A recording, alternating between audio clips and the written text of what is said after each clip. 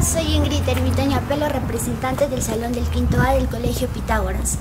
El día de hoy voy a dedicar una canción hacia nuestra patria. Espero y les guste.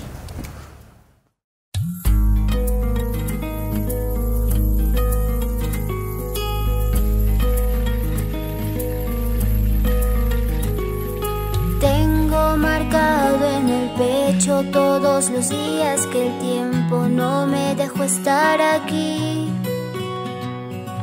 Tengo una fe que madura, que va conmigo y me cura desde que te conocí.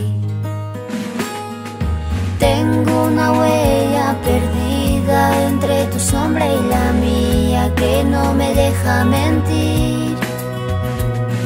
Soy una moneda en la fuente, tú mi deseo pendiente, mis ganas de revivir.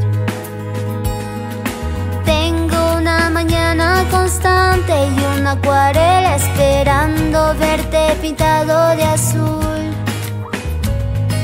Tengo tu amor y tu suerte y un caminito empinado. Tengo el mar del otro lado, tú eres mi norte y mi sur.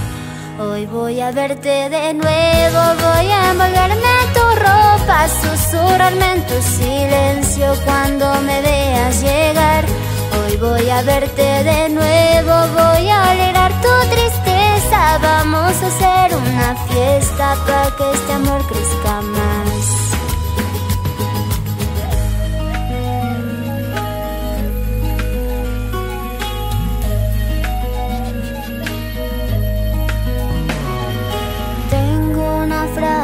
Colgada entre mi boca y mi almohada que me desnuda ante ti. Tengo una playa y un pueblo que me acompañan de noche cuando no estás junto a mí. Tengo una mañana constante y una acuarela esperando verte pintado de azul. Tengo tu amor y tu suerte y un caminito empinado. Tengo el mar del otro lado, tú eres mi norte y mi sur. Hoy voy a verte de nuevo, voy a envolverme en tu ropa, susurrarme en tu silencio cuando me veas llegar.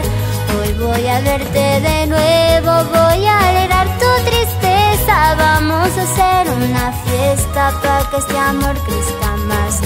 Hoy voy a verte de nuevo, voy a envolverme en tu ropa, susurrarme en tu silencio cuando me veas llegar. Hoy voy a verte de nuevo, voy a alegrar tu tristeza. Vamos a hacer una fiesta para que este amor crezca más.